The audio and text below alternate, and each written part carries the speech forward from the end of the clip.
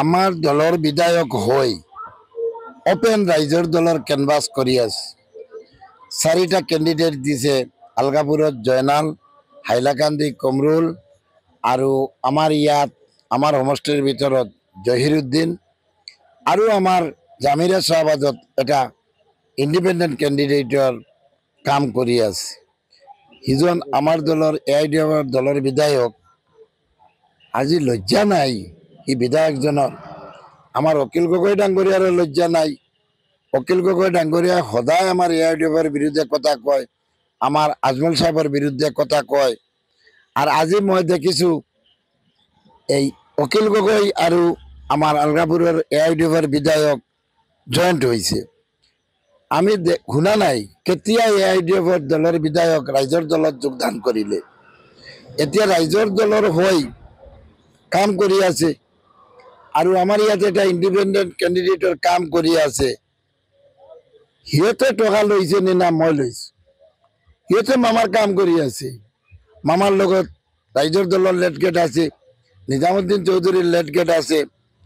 আমি আমার সমষ্টির ভিতৰত 2টা ক্যান্ডিডেট দিছো, এটা আমার পার্টির পরা, আর এটা আমি ইন্ডিপেন্ডেন্ট সমর্থন দিছো।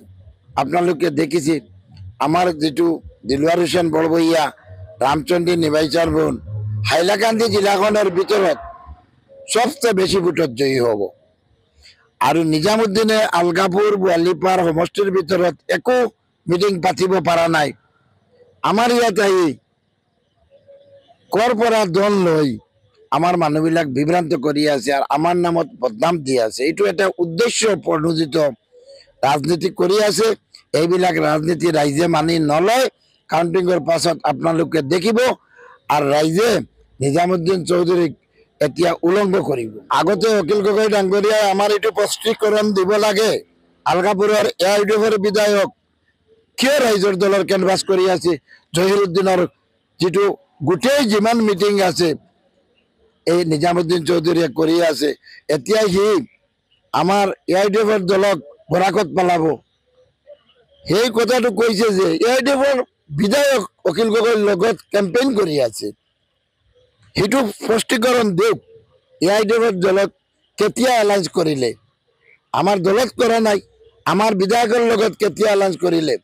সিহঁতৰ যদি দম থাকে সেইটো স্পষ্টীকৰণ দিব লাগে। আলগাপুৰেৰ বিধায়কে সদায় ডেইলি 3টা-4টা প্ৰোগ্ৰাম কৰি আছে। আপোনালোকে মিডিয়ার মানুহে দেখিব যে আমি সঁচা কৈছো না মিছা কৈছো। সিহঁতে কাম কৰি আছে অখিল গগৈ ডাঙ্গরিয়ার, আর সি ক'ত আমার দলক বরাকত পেলাব? অখিল গগৈ ডাঙ্গরিয়া বরাকত পড়িব, ব্রহ্মপুত্রত পড়িব। নেক্সট ইলেকশনত দেখিব অখিল গগৈ ডাঙ্গরিয়া শিবসাগরের পরাও বিধায়ক নির্বাচিত নহব। অস্তিত্ব নাই। সিহঁতে আমার দলের পরা বিধায়ক হয়েছে, বিধায়ক পদটো ইস্তিফা দি দিও, বিধায়ক পদটো রিজাইন দি দিও। সিটো এটা ডঙ্গি কথা কৈছে। যদি লাজ লজ্জা শরম কিবা কিবি আছে তেনেহলে সি আগতে আমার দলের পরা রিজাইন দিওক, বিধায়ক পদ রিজাইন দিওক। তার পাছত উপনির্বাচন হব। সিহঁতৰ দম থাকিলে রাইজর টিকেটত ললে বিধায়ক নির্বাচিত হোক। আর এতিয়া যেটো অখিল গগৈ ডাঙ্গরিয়ার লগত মিলি রাইজর দলের কাম কৰি আছে, আমাৰ ৰাইজে গম পাইছে অখিল গগৈ ডাঙ্গৰিয়ায় কৰ পৰা দল লয় এই আমাৰ মাইনৰিটি মানুহবিলাকক বিভ্ৰান্ত কৰি আছে।